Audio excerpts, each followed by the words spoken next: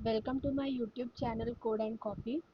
इस वीडियो में हम लोग देखेंगे पाइथन में फंक्शंस कैसे डिक्लेयर करते हैं, फंक्शंस के कौन से टाइप होते हैं, आर्ग्यूमेंट्स कैसे पास किए जाते हैं फंक्शंस में, फंक्शन लिखा कैसे जाता है, पहले तो सबसे बेसिक कौन से कीवर्ड्स यूज़ कर सकते हैं, रिटर्न फंक्शन क्या करता है, रिटर्न स्टेटमेंट क्या होता है, पास स्टेटमेंट्स क्या होते हैं, वन बाय वन हम लोग सब देखेंगे। So let's begin with basic syntax for Python. So basic syntax Python का क्या है, जैसे बाकी लैंग्वेजेस में जैसे जावास्क्रिप्ट हो गया, जावा हो गया, उसमें फंक्शन कैसे डिफाइन किया जाता है कि फंक्शन लिखते हैं और उसके आगे उसका नाम लिखते हैं, जो भी फंक्शन का नाम देना चाहते हो वो। पाइथन में ऐसा नहीं होता। पाइथन में लिख डेफ, डी ई एफ, आप ऐसा ध्यान में रख सकते हैं, डेफिनेशन, डेफिनेशन का जो डी ई एफ है, ये हम लोग लिखते हैं उसका डेफिनेशन लिखने के लिए, डिस्क्राइब करने के लिए। अभी मैंने ऐसा लिख दिया फ्रॉम वन, उसके बाद पैरेंथेसिस लगाना इज अ मस्ट, क्योंकि पैरेंथेसिस फंक्शन का नेम और पैरेंथेसिस शो करता है कि it is a function. Okay, so इसके आगे मैं लिखती हूँ, मैं एक सैम्पल कुछ लिखती हूँ कि print this is first function. Okay, so ये बेसिक फंक्शन है, ऐसे फंक्शन डिक्लेयर किया जाता है। ये जो स्पेस है इसको इंडेंटेशन बोलते हैं। पाइथन में इंडेंटेशन बहुत ज़रूरी होता है। मेरे चैनल में आपको एक वीडियो मिलेगा इंडेंटेशन के लिए, वो ज़रूर जाके चेकआउट कर लेना। मैं ये रन करती हूँ। हाँ, अभी देखो कुछ प्रिंट ही नहीं हुआ। क्यों कुछ प्रिंट नहीं हुआ? कमेंट सेक्शन में बताओ अगर आपको समझ रहा है कि क्यों कुछ प्रिंट नहीं हुआ। अभी मैंने डेफिनेशन लिख तो दिया, और इसको कॉल कैसे करना है? कॉल के कब करूँगी मैं? अब मैं जब फंक्शन जब कॉल ही नहीं करूँगी, तो फंक्शन के अंदर का जो भी लिखा हुआ वो एग्जीक्यूट कैसे होगा? मैंने इधर फंक्शन कॉल नहीं किया था, इसीलिए मेरा आउटपुट कुछ नहीं आया। तो मैं इधर फंक्शन कॉल करूँगी। अभी फंक्शन कॉल करूँगी मतलब क्या? मैं फंक्शन का नाम लिखूँगी एंड उसके आगे पैरेंथेसिस लगा दूँगी, तो ये मेरा फंक्शन कॉल हो रहा है। अभी ये क्या पाइथन क्या करेगा, ये फंक्शन, ये जो नाम है फंक्शन का, ये ढूंढेगा पूरे फाइल में, इस फाइल में ढूंढेगा कि ये फंक्शन कहाँ पे लिखा हुआ है। तो फंक्शन उसको मिला, उसके बाद वो अंदर जाके ये प्रिंट वाला स्टेटमेंट एग्जीक्यूट करेगा। देखा, ये मैंने कॉल करने के बाद ये प्रिंट वाला फंक्शन एग्जीक्यूट हुआ। Okay, so basic this is a basic declaration for a function।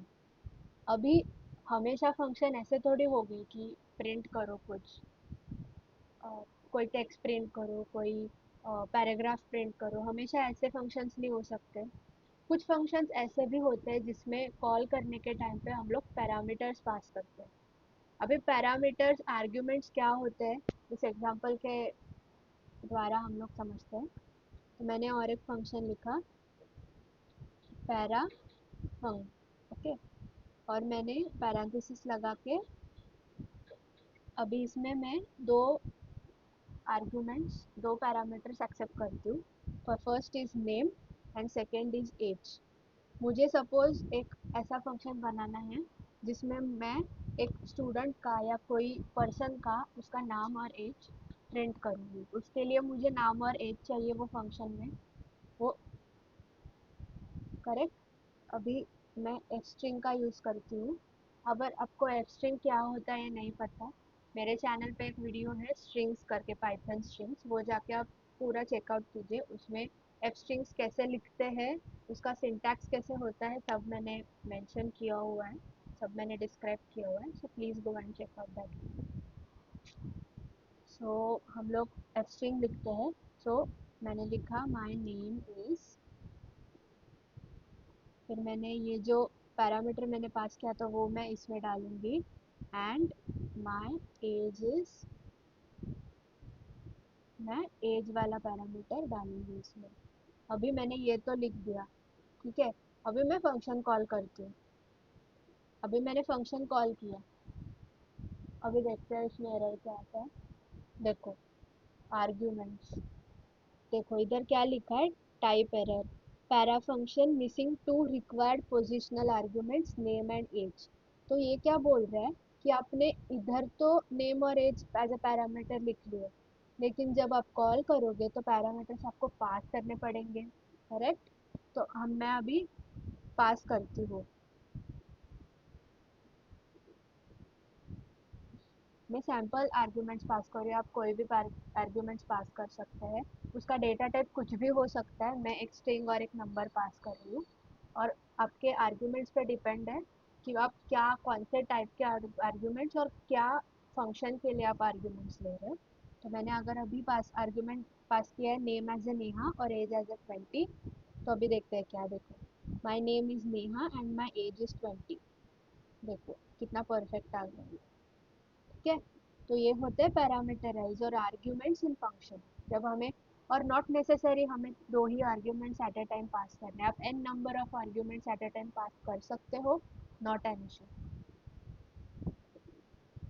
अभी अगर मैंने N number of arguments pass किए तो हमेशा, अभी अभी तो मैं दो आर्ग्यूमेंट्स पास करी हूँ, लेकिन ऐसा हुआ कि मैंने 50 आर्ग्यूमेंट्स पास किए, तो मैं क्या कॉमा कॉमा करके 50 नाम लिखती रह बैठूंगी? नहीं, आप लिख सकते हो, पॉसिबल है, वो वैलिड सिंटैक्स है, लेकिन बहुत काम बढ़ जाएगा। This is not a right way to declare N number of arguments और N number of parameters, okay? तो उसके लिए पाइथन में एक सबसे अच्छा तरीका है जो मैं आपको बताऊंगी, which is star arguments, which is args. तो ये कैसे होता है, अच्छा मैं एक फंक्शन लिखती हूँ और मैं इसमें लिखती हूँ कि बेसिक, अगर मैं फ्रूट्स पास कर रही हूँ, सपोज मैं फ्रूट्स के नाम पास करूँगी 50 या 10, ठीक है, रैंडमली कौन से भी फ्रूट्स के नाम, तो मैं नॉर्मल प्रिंट स्टेटमेंट लिखती हूँ, आई लव, तो जो भी फ्रूट में पास करूँगी एज अ आर्ग्यूमेंट वो इधर आ जाएगा, ठीक है? अभी मैं इधर लिखती हूँ स्टार आर्क्स, ओके? अभी ये ऐसे ही रखते हैं, मैं एक बार फंक्शन कॉल करती हूँ फिर आपको पता चलेगा। अभी इसमें मैं लिखती हूँ बनाना, ठीक है, एप्पल,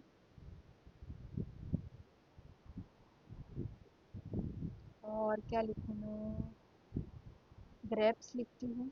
सपोज मैंने तीन आर्ग्यूमेंट्स, सपोज मैंने चार आर्ग्यूमेंट्स पास किए फॉर दैट, जैक फ्रूट, ठीक है, ठीक है। अभी मैंने इतने चार आर्ग्यूमेंट्स पास किए, अभी ये तो मैं ऊपर लिख सकती हूँ, लेकिन ऐसा हो कि इतने सारे आर्ग्यूमेंट्स हो कि आप एक एक करके लिख ना पाए, उसके लिए हम लोग ये सब आर्ग्यूमेंट्स को एक ये वाला रिप्रेजेंट करता है as a star arguments, okay? तो अभी मैं क्या करूँगी इसमें, अ, मैं करती हूँ, अगर मैंने लिखा,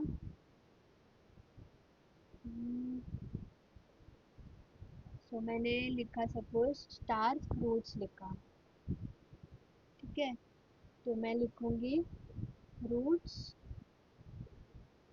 अभी देखो एज अ, ऐसा अज्यूम करो कि एक लिस्ट है, तो लिस्ट में हम लोग इंडेक्सिंग जीरो से स्टार्ट करते हैं, सो 0 1 2 3, ठीक है?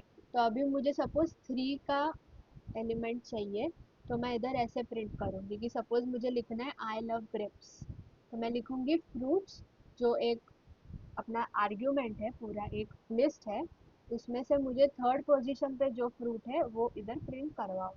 तो अगर मैं प्रिंट करती हूँ, look, I love jackfruit, okay,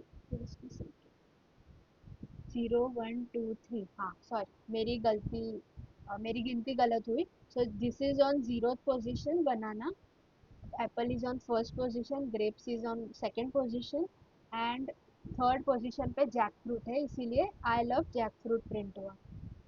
देखो अगर मैं इधर एक डालूंगी तो एप्पल प्रिंट हो जाएगा। तो ऐसे हम लोग n number of arguments pass कर सकते हैं फंक्शन को, और वो आर्ग्यूमेंट्स हम वन बाय वन यूटिलाइज कर सकते हैं जैसे हमारे फंक्शन में रिक्वायरमेंट है। ओके, तो मैंने इधर क्या किया, मैंने फंक्शन कॉल किया और उसमें एज इट इज मैंने आर्ग्यूमेंट्स जितने भी मुझे चाहिए थे मैंने नाम पास कर दिया, कॉमा कॉमा करके।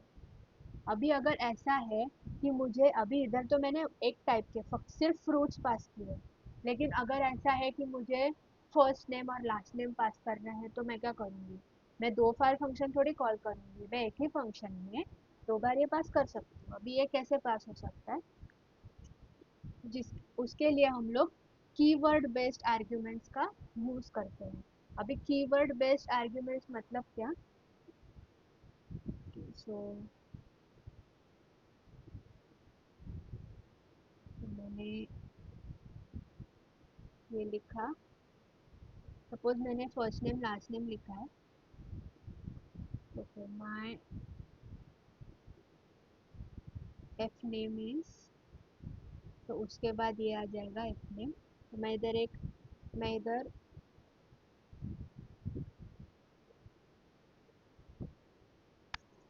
नेम्स करके डालती हूँ।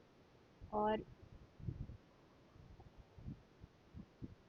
ठीक है, मैंने इधर सैंपल अभी ज़ीरो पास किया and my L name is zero. अभी मैं फंक्शन कॉल करती हूँ, उसमें हम लोग देखते हैं कि कीवर्ड आर्ग्यूमेंट कैसे पास किए जाते हैं। तो मैंने लिखा इधर f name is equal to Harry, comma l name is equal to John. मैंने कोई भी सैंपल अभी ये इधर देखो, मैंने ये कीवर्ड्स डिफाइन किए एफ नेम और एल नेम और उसके अंदर वैल्यू स्टोर किया और वो एज अ आर्ग्यूमेंट्स पास किया। अभी मैं इधर कैसे, अभी ये दो इसमें स्टोर हो गए नेम्स में, तो मैं क्या कर सकती हूँ, नेम्स डॉट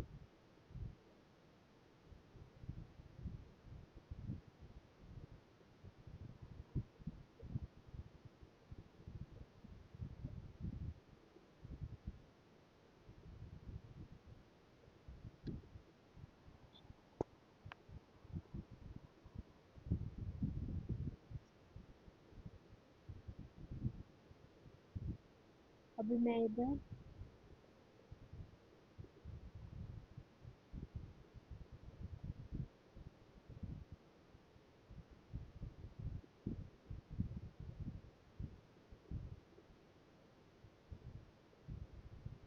मैंने ऐसे पास, देखो मैंने ऐसे पास किया कि मैंने पूरा नाम लिखा और इसके नेम में मैंने ये की पास की। तो आप ऐसे समझो कि दिस इज अ की वैल्यू पेयर। तो मैंने अगर इस नेम्स में मेरा ये की पास किया तो इसकी वैल्यू मुझे इधर दिख जाएगी। देखो, the mine F name is Harry and my L name is John. तो मेरे एल नेम में ये जो की मैंने एल नेम एज पास की थी उसका वैल्यू उसने प्रिंट करवा दिया। तो ऐसे हम लोग कीवर्ड बेस्ड आर्ग्यूमेंट्स भी पास कर सकते हैं एक फंक्शन को पाइथन में। ओके, अभी नेक्स्ट देखते हैं which is default parameters. Default parameters का मतलब क्या, कि जब मैं फंक्शन डिफाइन कर रही हूँ तभी मैं डेफिनेशन में एक पैरामीटर डिफ़ॉल्ट पास कर रही हूँ और वो मैं प्रिंट करवा रही हूँ। अगर मैंने सपोज मैंने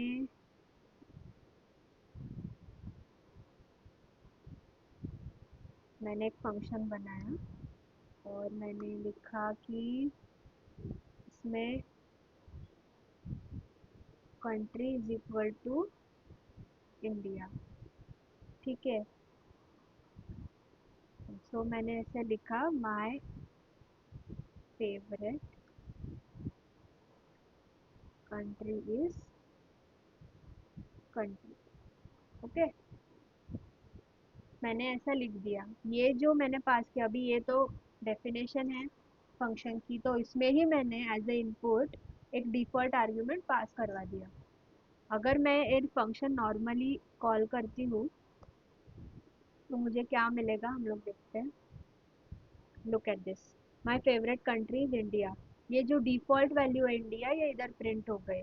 अगर मैंने इस फंक्शन में कोई पैरामीटर पास किया तो क्या हो जाएगा, मैंने अगर लिखा रशिया, तो क्या पास होगा?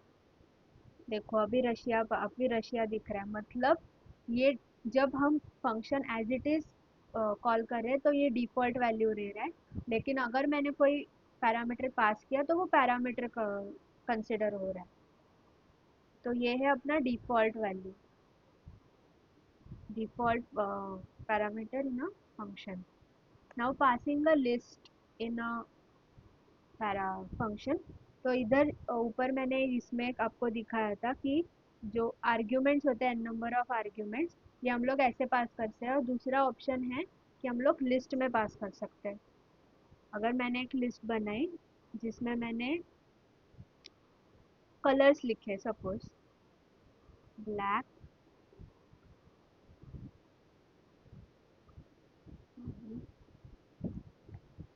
ब्लैक, रेड, ग्रीन, वाइट,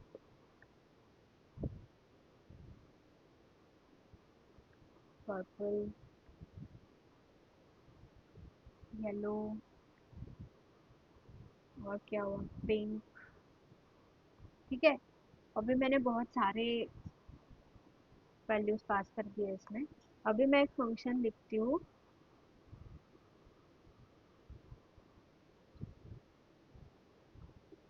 ठीक है, अभी इस फंक्शन में मैं क्या करती हूँ, मैं पूरे ये लिस्ट में आइटरेट करूँगी कि फॉर एक्स इन, इधर मैं लिस्ट एल डाल देती हूँ एज ए एक आर्ग्यूमेंट। और ठीक है, अभी ये क्या करेगा, अभी मैं इस फंक्शन को कॉल करती हूँ, और उसमें ये जो लिस्ट है अपनी वो एज इट इज़ पास करती है। अभी लिस्ट में कितने आइटम्स है, 1 2 3 4 5 6 7 आइटम्स है। तो अपना जो इंडेक्सिंग है वो 0 to 6 जाएगा। ओके, तो ये फंक्शन क्या करेगा, ये हर लिस्ट में हर एक एलिमेंट के पास जाएगा, उसको प्रिंट करेगा जब तक इसको लास्ट एलिमेंट नहीं मिलता। तो मैं एक बार रन करके दिखाती हूँ ये देखो पूरे सब एलिमेंट्स उसने, सातों सात जो कलर थे वो सब उसने एक बाय एक के नीचे एक प्रिंट करवा दिए। तो हम लोग फंक्शन में नॉट नेसेसरी सिर्फ कीवर्ड आर्ग्यूमेंट्स या सिंगल आर्ग्यूमेंट्स, हम लोग लिस्ट भी पास कर सकते हैं फंक्शन में। अभी सबसे important return statement. Return statement क्या करता है कि मैंने अगर एक फंक्शन, अभी हमेशा मेरा जो, ये तो एग्जांपल्स है, लेकिन अगर आप एक्चुअल में प्रॉब्लम सॉल्विंग कर रहे हो या कोई लॉजिक लिख रहे हो, तो उसमें हमेशा प्रिंट स्टेटमेंट तो नहीं आ सकता ना फंक्शन के अंदर। कोई ऐसी वैल्यू होगी कि मुझे सम कैलकुलेट करने, मुझे सम रिटर्न करनी है। तो उस इसमें मैं एक इधर सम का ही लेती हूँ। अभी मैं ए और बी का सम ले रही हूँ। सॉरी, तो मैं क्या करूँगी, इधर लिखूंगी रिटर्न ए प्लस बी। ठीक है, अभी मैंने इस फंक्शन में क्या किया, मैंने एज ए और बी दो नंबर्स लिए, उसको रिटर्न कर दिया, उसका एडिशन मैंने रिटर्न कर दिया। सबसे सिंपल एग्जांपल रिटर्न स्टेटमेंट का। अभी मैं जब ये कॉल करूँगी फंक्शन, तो मुझे दो वैल्यूज़ पास करेंगे। सो मैंने 10 और 5 पास किया, तो ये देखो ये वैल्यू पास तो हो गई। अभी मैं जब ये रिटर्न करूँगी तो ये फंक्शन कुछ वैल्यू रिटर्न करेगा, तो वो स्टोर करने के लिए मैं एक वेरिएबल डिक्लेयर करती हूँ। तो ये फंक्शन क्या करेगा, ये फंक्शन जाएगा इस फंक्शन में, ए एंड बी कैलकुलेट करके लाएगा और इस एडिशन वाले वेरिएबल में वो स्टोर कर देगा। अगर मैंने अभी प्रिंट एडिशन किया तो क्या होगा, ये जो सम आई है एडिशन में वो इधर प्रिंट हो जाएगी। ये देखो 15 आई हमारी सम, 10 + 5 15। तो ये रिटर्न स्टेटमेंट ऐसा करता है कि वो फंक्शन परफॉर्म करता है और वो जो उसको फाइनल वैल्यू मिलती है वो रिटर्न कर देता है। रिटर्न करने के बाद हमें वो वैल्यू एक वेरिएबल में स्टोर करनी पड़ती है, और उसके बाद वो वेरिएबल का हमें आगे जाके कोई लॉजिक में यूज़ करना है तो हम लोग कर सकते हैं। रिटर्न स्टेटमेंट ऐसा काम करता है। और रिटर्न स्टेटमेंट के बाद फंक्शन आगे एग्जीक्यूट नहीं होता, रिटर्न स्टेटमेंट सबसे लास्ट एग्जीक्यूट होता है फंक्शन में। तो आप जब भी रिटर्न स्टेटमेंट लिखे उसके आगे कुछ मत लिखिए, अगर लिखा भी तभी वो एग्जीक्यूट नहीं होगा, क्योंकि रिटर्न स्टेटमेंट के बाद कर्सर वापस इधर आ जाएगा इस पे, और इसमें वैल्यू स्टोर कर देगा वो फंक्शन उधर ख़त्म हो जाता है, फंक्शन का एग्जीक्यूशन रिटर्न स्टेटमेंट के बाद। ओके, तो जैसे रिटर्न स्टेटमेंट है वैसे एक पास स्टेटमेंट होता है। अभी मैं एक प्रॉब्लम सॉल्विंग कर रही हूँ या एक मैं कोई बड़ा प्रोग्राम लिख रही हूँ, तो मैं उसमें एक सपोज एप्लीकेशन में लॉगिन करने का एक सिस्टम है। तो मैंने पहले लिखा, मेरे पास तीन मेरे पास तीन मेथड्स हैं। एक तो लॉगिन करना है, नेक्स्ट है कि पैरा इनपुट वैल्यूज चेक करना है, और फिर उसका ऑथेंटिकेशन करना है। तो मैंने सपोज